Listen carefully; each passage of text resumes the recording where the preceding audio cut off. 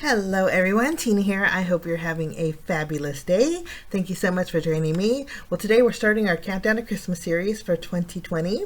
We're picking up from last year, so this is card number 15. And we are going to bring in a stamp set that I've had in my stash. This was actually from a Simon Says Stamp card kit, I believe last November.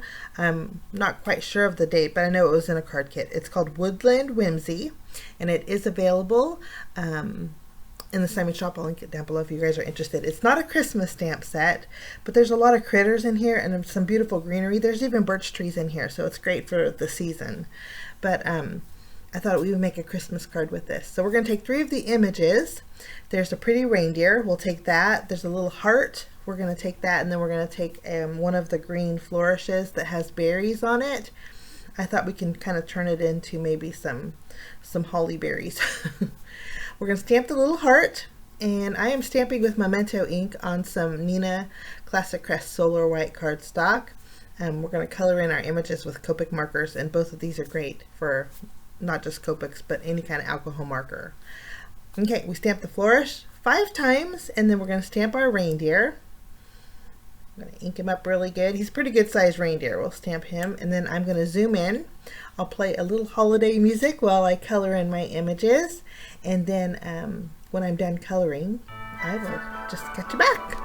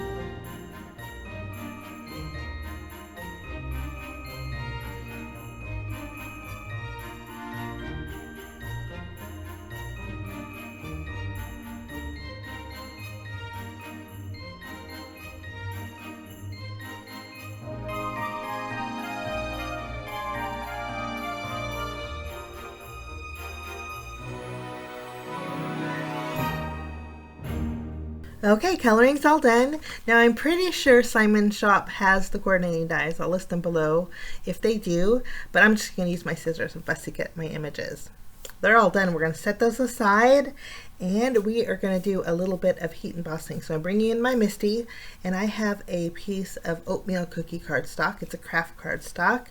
I'm bringing in a stamp set that is from Echo Park. Now, some of my stamp sets are really old, guys. I don't know if this one's still available, but if any kind of snowy background that you have would work. This one here is from Echo Park again. It's called the Confetti Background. If I can find it, I'll list it for you. But we're going to do heat embossing, so I'm treating my paper with my anti-static powder tool, and then we're going to add some Versamark ink. My ink pad's actually a little bit dry. I haven't replaced it in quite a while. I have the ink refiller, but I need to take that out and re-ink my ink pad. So I stamped it quite a few times. it is a background stamp, but it doesn't cover my A2 size panel, which is 4 1/4 by 5.5 inches. There's about a 1/4 inch on the left and the right. And I wanted a complete background, so I'm going to attempt to maybe put it on my card front sideways. But anyway, we are going to add some white embossing pattern. We're going to turn this polka dot pattern into some snowflakes. I think there are some snowflake backgrounds out there. You guys probably have one, but I'm going to heat these polka dots or confetti, and then we have a snowy background. Next, I'm going to take my paper trimmer. We are going to trim off the left and right side. You can see the gap that we have. And I ended up trimming a panel that is 4 1/4 wide by 3.5 tall. So I think that's going to give me enough room on my panel for a snowy background on top behind my reindeer. We're going to go ahead and add this to our card front. Since it's 4 1/4 inches wide, it's going to cover the complete front. We'll just add this with our tape runner, and I think that looks great. If I can get it straight. Sometimes I don't trim my card bases straight. I've been having to trim them. I have usually take my cardstock, you know, to the office supply store, but last time I took it, they were like a 1/4 inch off. And the cardstock that I use, I get on Amazon, and it took a little time for me to get another ream, but so I just ended up cutting it myself, but maybe that's not the best idea either. Okay, I'm actually adhering some corrugated wood pattern paper. It's not wood, corrugated cardstock. This is from Fun Stamper's Journey, and if I can find it, I'll link it below, but it's kind of looks like the cup cozies that you would get from Starbucks. I just added a 1 1/4 inch strip right below my snow. And then I'm going to take a sentiment from, since my stamp set that we use is not a Christmas one, I brought in a sentiment stamp set from Hero Arts. This one's been in my stash a while too, but I don't even think there's a name on here. But we're going to stamp Merry Christmas to the right above the corrugated cardstock there. And I did treat it with my anti-static powder tool because we're going to heat emboss it with a white or clear embossing powder. I was hoping that this would go over the snowflakes and it would be more of a crisp, solid image, but it really didn't do that. And I kept looking at it, and it was kind of bothering me. So we're going to fix that in a little bit. Some of the polka dots were showing through the sentiment, so it wasn't a crisp black sentiment. Okay, we are going to go ahead. I wanted to take some twine. This is whipped cream journey thread. If you guys are looking for a nice white twine, this is really nice.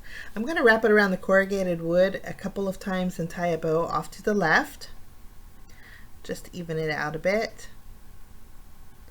And as I did that, I thought the corrugated piece was too wide.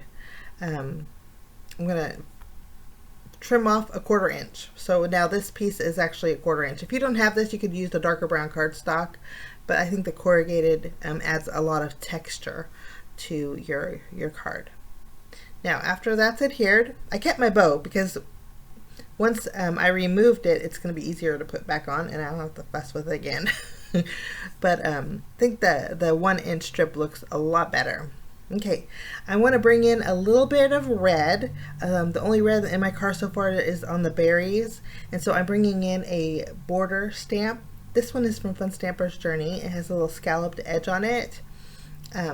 If you don't have a border stamp like this, you could use a border punch in red cardstock. I think that would work out great too. I'm using my cranberry ink. This ink is from Concord and 9th. And I'm placing this stamp along the bottom edge of the corrugated piece. And when I stamped it, I did see a little bit of a gap. So to fix it, I'm bringing in a real thin strip of the same color cardstock. It's a cranberry cardstock. I'm just going to add a thin line of glue, and I'll put this just above the scalloped edge, and I think that was a good fix. I'm just lining it up. We'll trim off the excess with our scissors here.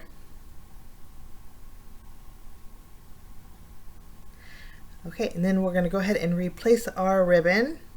Actually, it's not ribbon, our twine. I'm just going to slide it back through, adjust my little bow so it's facing the right way. And I am a lot happier. Just trimming off a 1/4 inch, you wouldn't think makes a big difference, but it does, at least in my eyes. Okay, this is good to go. Next, we have our little reindeer and also our little flourishes. Just kind of, and there's those polka dots really coming through. So what we're going to do is take a circle die and some white cardstock. I'm finding one that will fit the sentiment. I'm going to die cut out a small circle, and then we're going to restamp the sentiment on the circle, on the top half. I'm going to use my VersaFine Onyx Black ink for that. And I didn't bother heat embossing because like the VersaFine against the white looks really nice. I am going to take my paper trimmer and trim it in half, and then just line it up, and I use my grid lines kind of as a guide. Once we have this nice and straight and even, I'll use my tape runner, and we're going to just adhere our half circle just above our existing sentiment, kind of giving this a fix. This gives it a little bit more of a cleaner look too. Okay, much better. I'm happier. Now we're going to take our reindeer and our flourishes. We're going to flip them over and add foam adhesive. This reindeer is going to go right next to the sentiment just above the bow. And then we're going to, I colored in 5 of the flourishes, but I think we're going to only end up using 4. We're going to add our little heart here. And then all of the 4 flourishes are going to go kind of tucked underneath our reindeer in the area where our bow is. I added a foam square at the very top and then tape at the very bottom. So it'll be tacked down, but adds a little bit of dimension. And we're just going to add 2 to the left of the bow, 2 to the right. We had that extra piece, and I kept wanting to put it in there because I have it, but I'm going to remove my foam square, and we're just going to add this to the inside of the card. And kind of overhanging it a little bit, and then I'll just trim off that tail of our little flourish. I think that looks great. Okay, now we need bells and whistles. It's a pretty busy card, so I don't want to do too much, but I am going to add some Journey Glaze over my heart. And then on the little reindeer, there are the dotted back of the reindeer. I'm bringing in, I already colored it in once with my white gel pen, but sometimes it kind of pulls back the color. I don't know if I need a new gel pen or not, but I'm re-adhering those polka dots so they're a little bit more vivid. Then I'll add a little curved detail to the heart so it looks a little bit more dimensional. Here's my Journey Glaze. If you guys are new, Journey Glaze is like a glossy accents. It goes on a little bit cloudy, and then it dries clear, nice and shiny. And then for my berries on my leaves, I have to bring in my red Stickles. This is going to add lots of sparkle to those berries. And then that finishes off my card for today, guys. Countdown to Christmas series. This is card 15. Keep a lookout for card number 16. That will probably be coming next week sometime. But have a fabulous day. Thank you so much for joining me. We will see you again real soon. Bye-bye.